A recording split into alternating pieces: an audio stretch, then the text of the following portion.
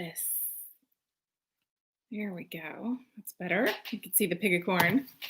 See me. Let's go live on Instagram.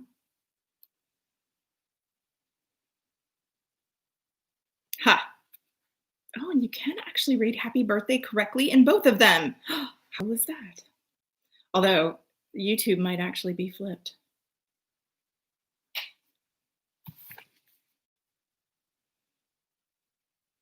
Hello, everyone. Good morning. It is Thursday, June 18th.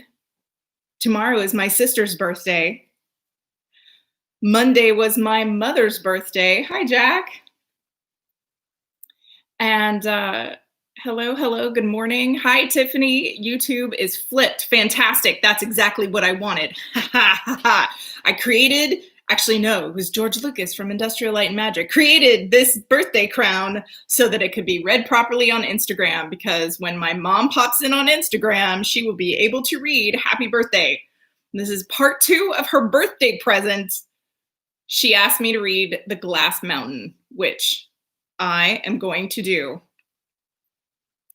Do I have bandwidth for the good screen? It's not a question I can answer for you. I don't know. But on the other screen, happy birthday will be backwards, because this one is for my mom. I probably should have texted her and reminded her at 10 a.m. was, oh, look, it's Alana. Hi, Alana. Hello. Mwah. I'm wearing happy birthday crown. This can also be for Lexi. Happy birthday, Lexi. Everybody's born in June. It's kind of crazy. I have so many Geminis in my life. It's nuts. I have mostly Geminis. Second to that is Sagittarians. And obviously I know a ton of Capricorns, because we just sort of attract each other. But we also attract good people. So thank you, all good people, for joining me today on this continuation of my mother's birthday celebration week. So exciting. So this is the story that she asked me to read. Part 1 you can find on YouTube. I think it's still there. I haven't actually looked. On Instagram, it is on IGTV. It's the middle tab. When you go to my profile, you can look at all my previous live readings and chats and various other embarrassing moments in my life that I have not gone back and deleted. All right, so I was going to wait for Mom to show up. She'll show up. You know what? And she can always jump in later and watch the rest of this. Watch this over again as many times as she would like. So hopefully, Mom, if you're not here, you will be here soon. I'm going to continue with part 2, where we left off on The Glass Mountain. This is a retelling of the fairy tale Old Rink Rink. If you have not read it, I highly recommend it. It's an absolutely ridiculous fairy tale. When we last left our heroine and hero, they were trapped inside a glass mountain, trying to get out. For the next bunch of days or weeks, Sabine knew it had not yet been a month, only because her internal female clock had not told her so. Rink Rank instructed her on the art of climbing. It was going slow at first. It was as much mocking as there was teaching, usually with laughter, but sometimes not. Rink Rank was not the best teacher, and Sabine was not the best student. Both had far more stubbornness than patience. Periodically, Rink Rank disappeared up the mountain, offering Sabine a break from her lessons, mostly to give her muscles a chance to heal, but at least twice to avoid an argument. Both times he had referred to her as Princess before scaling the wall into oblivion. The third time it happened, Sabine threw her helmet off and stomped into the water closet to cool off. After splashing her face in the basin, she stared at herself in the looking glass. In the beginning, he told her 3 things marked her as a princess: clothes, skin, and hair. Her skin was a map of scrapes and bruises now, and dresses of any color were things of the past, which left only one item. The shears were waiting for her in the angel cabinet. When the deed was done, she felt lighter and freer than she ever had before. No hair that remained on her head was longer than a hand's breadth, making her feel the exact opposite of a princess. With such a weight lifted, she'd fly up the side of that mountain and all the way home. She'd fallen asleep in the chair waiting for him, but woke in the bed. He sat in the chair instead, legs splayed, head bowed. As she squinted into the shadows, a rare burst of flame from the brazier lit the room. Sabine's mouth fell open. It seemed that he had found her shears and a razor. In some show of remorse, solidarity, he had chopped off his own scraggly mane and removed his beard completely. She slipped out of bed to get a closer look. Without all the hair masking his face, he looked much younger than she'd originally guessed, and Sabine felt a wave of relief pass through her. It meant that, however many years he had passed down here, it wasn't nearly as long as she feared, but he still looked hard and sad and beautiful in his own way. She reached out a hand. He caught it before she could touch him. He turned his smooth cheek into her palm, breathed her in. "Oh, Mandrake," he said, "I don't want to fight. I'm not good at talking to girls, to anyone, really. Whatever I said, I'm sorry. I never meant for you to disfigure yourself." "Don't flatter yourself." She tried to be harsh, but his rare show of softness pulled at her heart. "I did it to save myself the trouble of brushing it every day, and so that my helmet would fit better, and so you would stop calling me princess." As he stood, took her in his arms, and held her tight. The warmth of his large body was welcome in the dank room. The warmth of his soul threatened to melt her completely. "You are my Mandrake, always," he said into her newly shorn hair, "and I can't imagine living without you." His milky jade eyes met her storm clouds, and for a brief moment they were lost in each other. He lowered his head for a kiss, and she stepped back.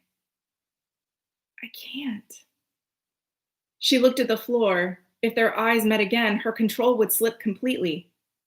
"I'm engaged."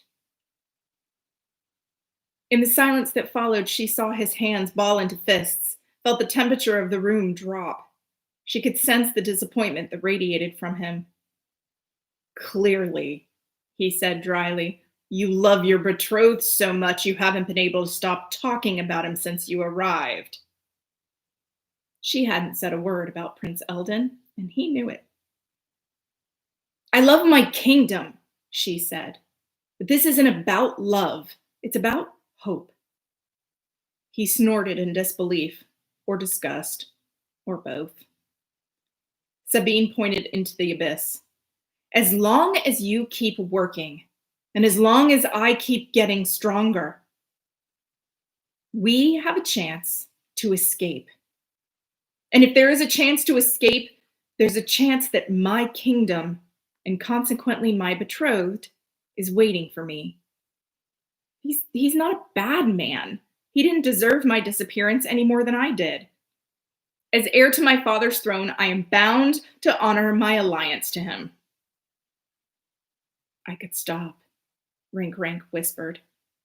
"I could throw away my tools and trap us down here forever." His threat hung in the air between them. "But you won't, will you?" she asked. She had come to know him well in their time together, well enough to know that he would not lie to her. "No," he answered, as she knew he would. Sabine reached for him in an attempt to console him, but this time it was he who pulled away. He strode right past her and threw himself upon the bed. "Good night." "Good night," she said softly. He didn't call her Mandrake after that, nor princess. He didn't speak to her much at all. He arranged it so that he climbed while she slept, and he slept while she cleaned. She was proficient enough to oversee her own climbing instruction, so she practiced rigorously, with not so much as a good or kind word from him. The day she made it as high as the first ledge, he didn't even stop to congratulate her. He just climbed right past. Months passed, by her internal clock's reckoning. His beard returned. There was no more laughter from either of them, for any reason. The air grew colder and the cabin seemed to grow darker, if that were even possible. Finally, Sabine decided to confront him. She was in the bath after a long day's climb. Rink Rank had disappeared up the mountainside several sleeps ago, and she hadn't seen him since. But when he returned, and probably after he'd gotten a good night's sleep, they were going to talk about their situation, because she was going to go mad if it continued any longer. She pulled a towel over her still short hair and donned the robe the cabinet had provided, an ivory silk with emerald trim that reminded her of a robe she once wore in her old life, and turned the knob to open the door. But the door did not open. Sabine turned the knob again, pulled at the door with all her might, thrust her weight against it, and pulled again, all to no avail. She pounded on the door and yelled for a bit before she remembered there was no one to hear her, and even if he did, he probably ignored her. "Is there not a key for this?" she asked the angel on the cabinet. Inside the cabinet, she found a cup of tea and another book. Exactly how long did the closet plan on keeping her prisoner? She tried the door again. Nothing.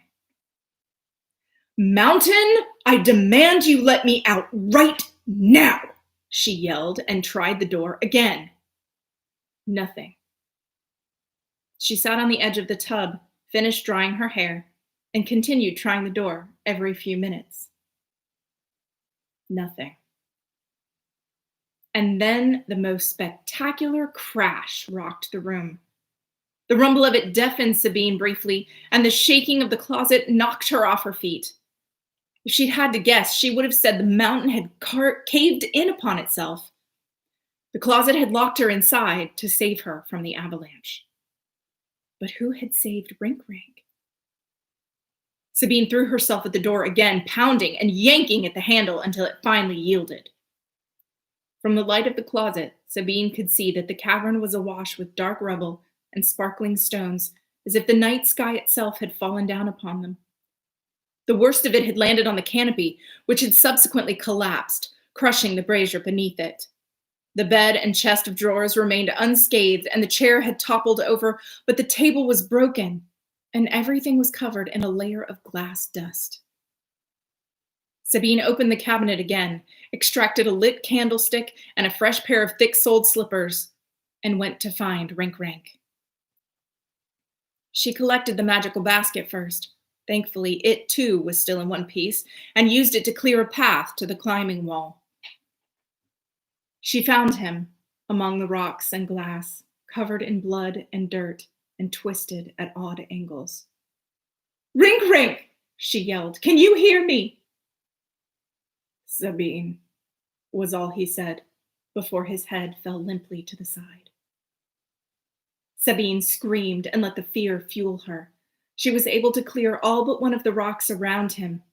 Instead of breaking herself trying to lift the last one, she tipped the basket over it instead, and blessedly, the boulder disappeared.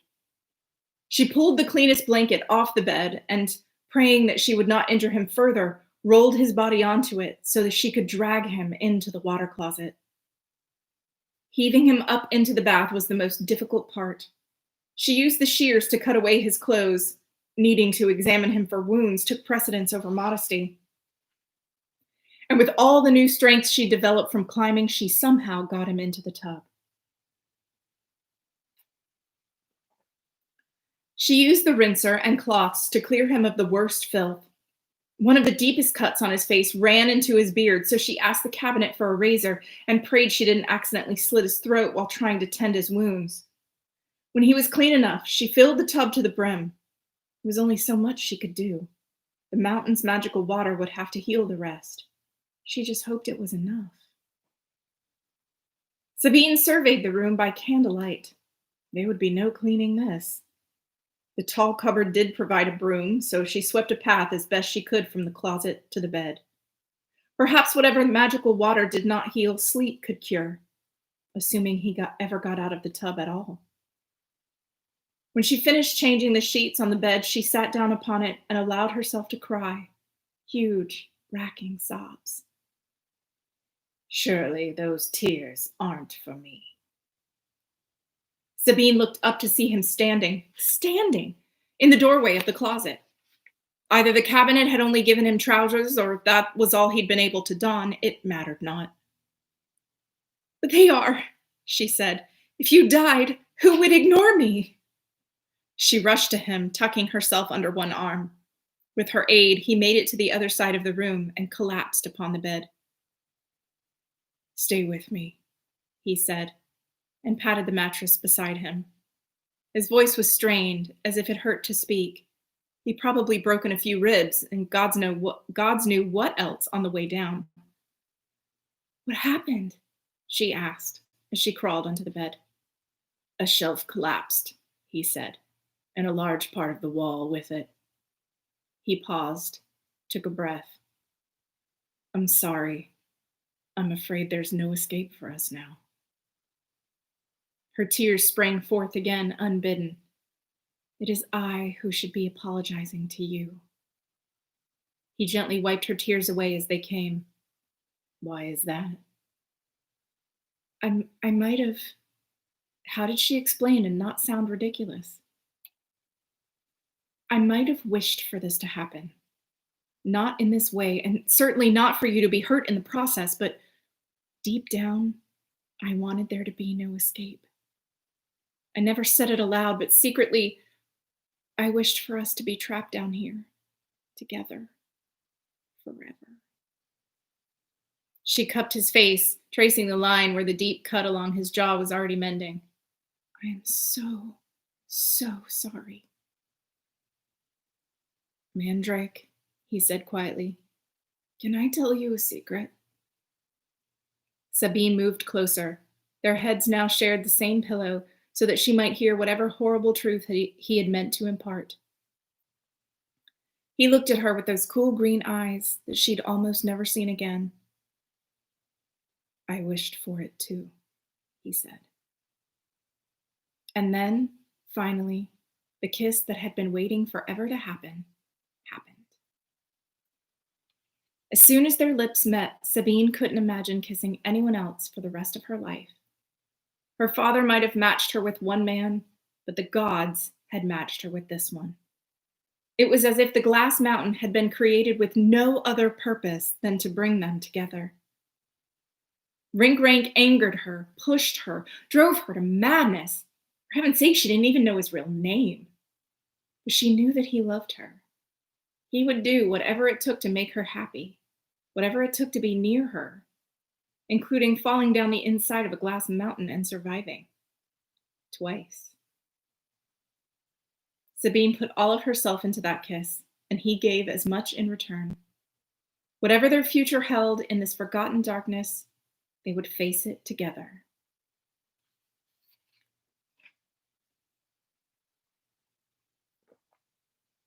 The next time she awoke, it was to bird song. Sabine opened her eyes and then immediately closed them again because the sunlight was too bright for her. She was still surrounded by bed sheets and tangled in her lover's limbs, but they were on the outside of the mountain, not inside. Outside. Sabine snuck another peek beneath the sheets. She had on the same dress she'd been wearing when she'd fallen all that time ago, the one she'd secreted under the mattress for safekeeping. Rinkrank, she said as she jostled his arm. He nuzzled her neck for a moment before turning his head. He opened his eyes and then slammed them shut again, just as she had. He turned back to her and squinted. You were right, he whispered, and then bellowed a laugh that echoed down the mountainside. It was the kiss! You were right! Beyond the birdsong, Sabine made out the distant beat of horse hooves in the distance. Hide, she said to him. Why? Because my presence on this mountain will be easier to explain without you. Her mind was racing. Quick, take the bed sheets and go hide behind that boulder over there.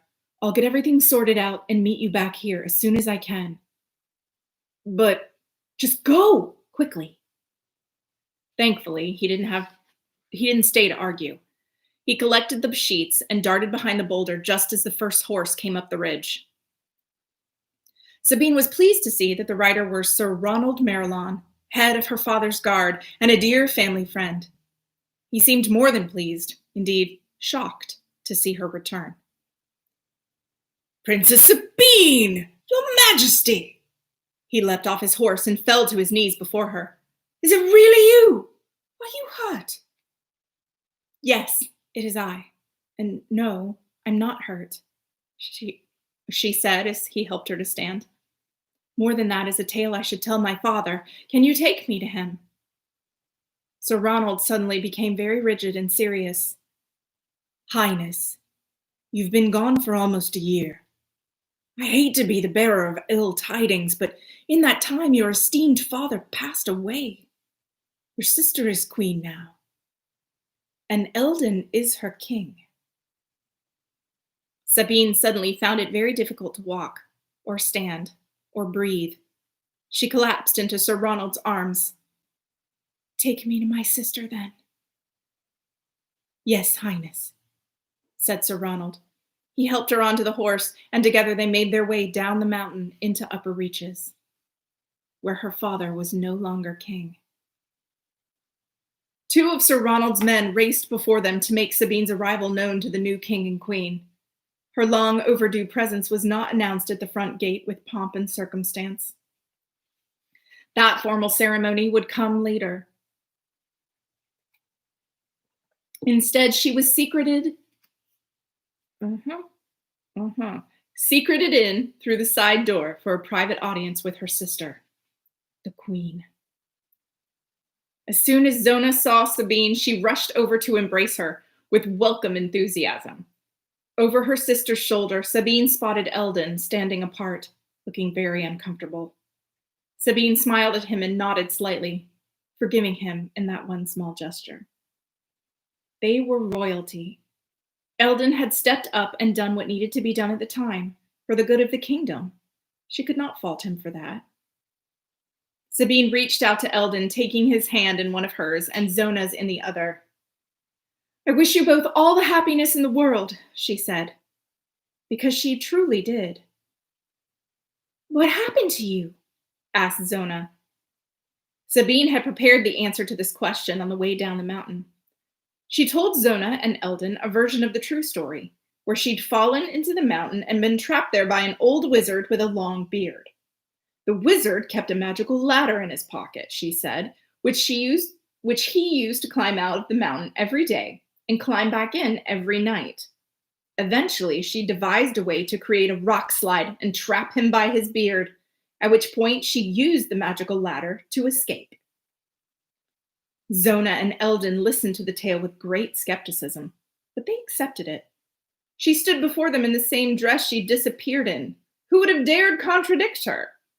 It was better this way. Sabine knew they would never have believed the truth. Zona embraced Sabine again and kissed her cheek. I can't imagine what you've been through.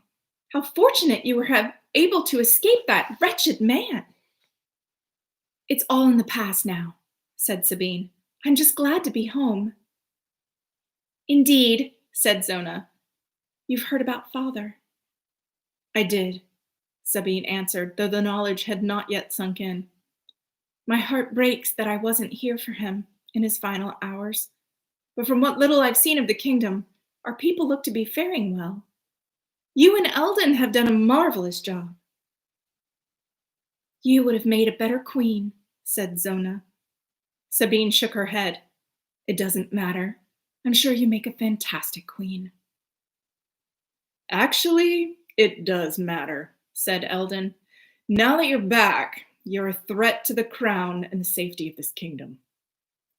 Sabine narrowed her eyes at him. Surely you don't believe. I don't. Zona said judiciously. Truly, I don't. You are my sister, and I love you with all my heart. But this is not about love, Sabine guessed. This is about duty. You are the true heir to the throne, Eldon pointed out. We don't believe that you would personally do anything to hurt Upper Reaches, but there are others who might. Sabine silently berated herself for not considering the political consequences of her return to the kingdom. It never occurred to her that she might no longer be welcome in her home. She and Rinkrank should have stayed in the mountain or run far away from the very moment they'd been set free. As firstborn, Sabine's presence in Upper Reaches would only lead to chaos. Only one course of action could remedy this situation. Am I to be executed now? Sabine asked calmly. We could never hurt you, said Eldon. Guards? Tears streamed down the queen's cheeks as she addressed Sir Ronald. Please escort my sister to the dungeon. Stupefied, Sabine let Sir Ronald and his men lead her down and down and down into the castle's deepest dungeon, where they shut her up in a cell. If it's any comfort to you, Sir Ronald said through the bars as he turned the key, the king always believed you would return. He left standing orders for us to patrol the mountain every day, orders that continued on long after his passing. That is how we found you this day. Your father loved you right up until the end. I believe his spirit was watching out for you in that mountain, and I believe he watches over you still. Sir Ronald left her then, broken-hearted, broken-souled, and all alone in the dark again. Sabine wept and screamed and slept and sang and told herself stories, all to keep the madness at bay. She ran her fingers over every inch of the cell, trying to find a way out. There was no cliff face to climb here, no glowing gems, no brazier, no bed, no drawers and cupboards to provide diversion or sustenance. This cell did not care for her as the mountain had. These empty walls had no soul. If her father truly was watching over Sabine, how sad he would be to see her now. She looked forward to explaining everything when she joined him in death. Eventually, she began to hallucinate, and she welcomed the dreams that blurred into her reality. She saw lights that danced like fairies. She saw movement in the shadows. She even saw Rinkrank. His hair was mussed, and his beard looked to be coming back in. Good, she liked his beard. Maybe even fuller than this, but not as bushy as it had been. It was a beautiful vision. He walked up to the cell and opened the door with a key. Behind him, two of Sir Ronald's guards held candles to light his way.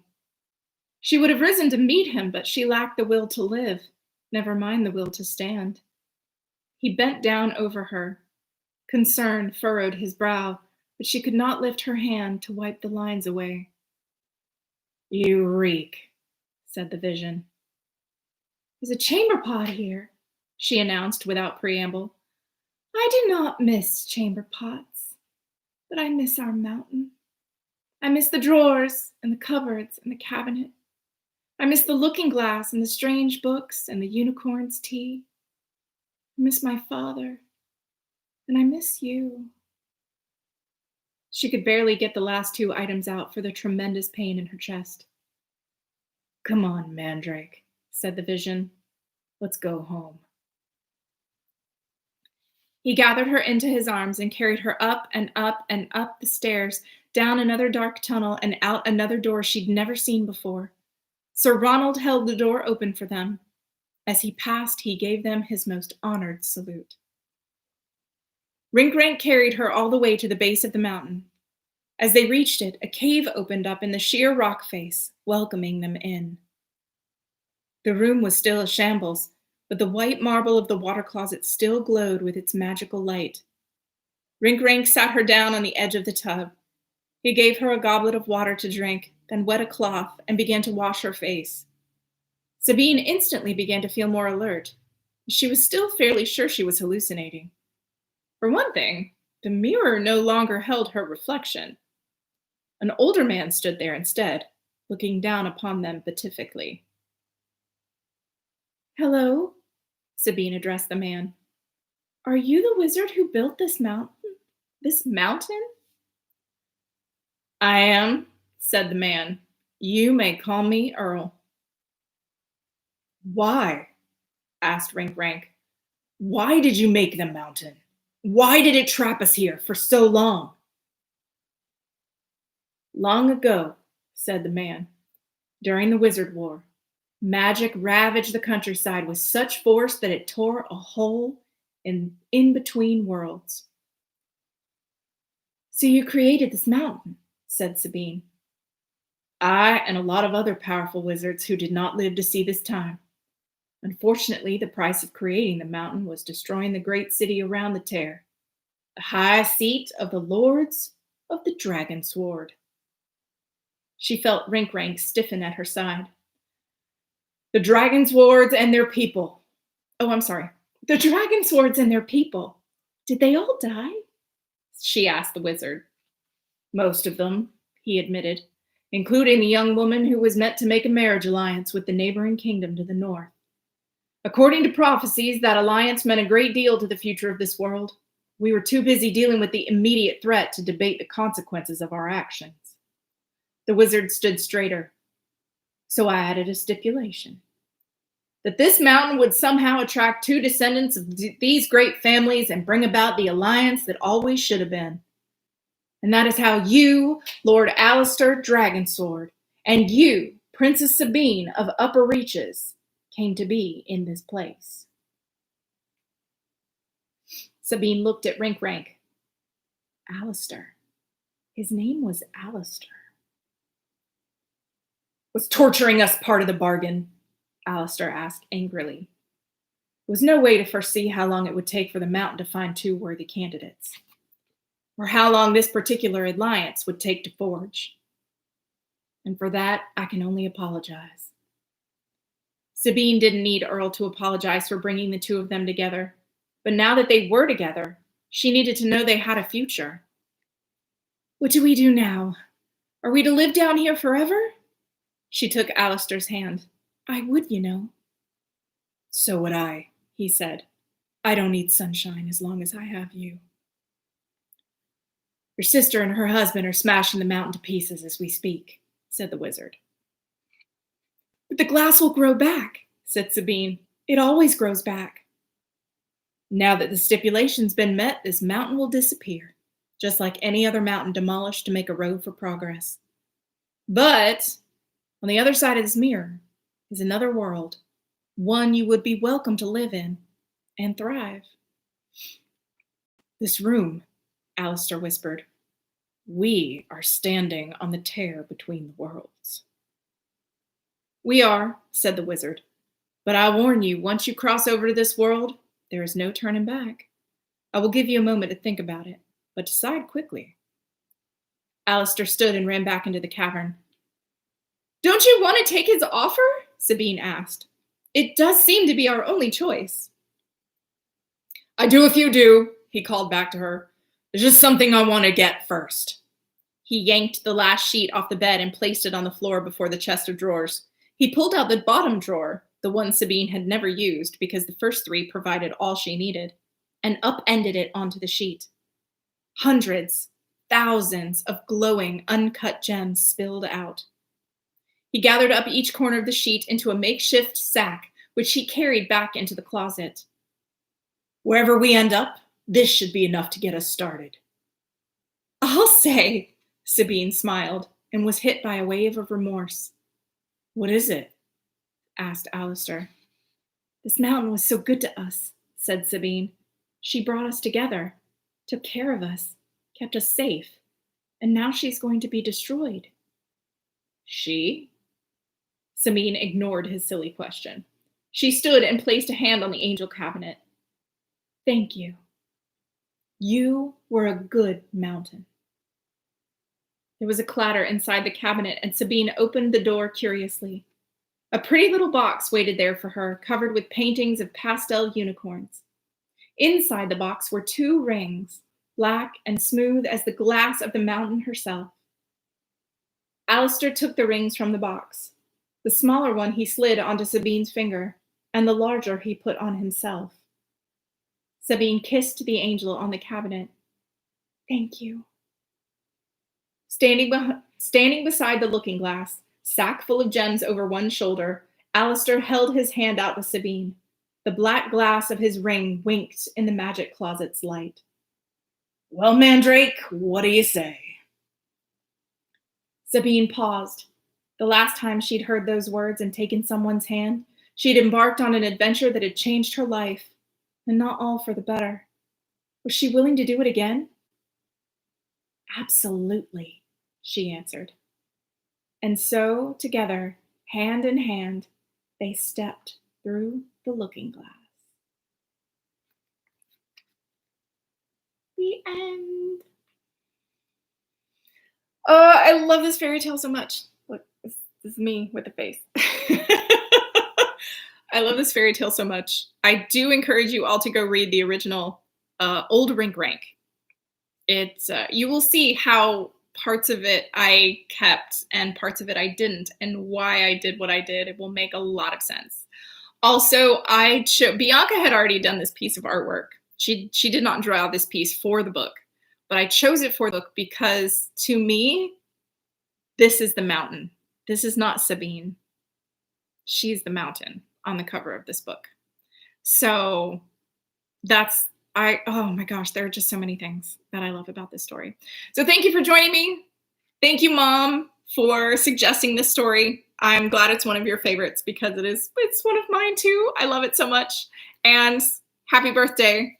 Mwah. I love you so much. And happy birthday, Lexi. And happy birthday, Sammy. And happy Father's Day to Dad. And happy birthday, Kitty and Chris and 17,000 other people, because I know way too many Geminis. Happy birthday to all my Geminis. Oh, and Leanna. Leanna's birthday is next week too. I have to send her a gift. Okay, I need to get on that. Love you all so much. What do I always say? I say, my life is better with you in it, so stick around.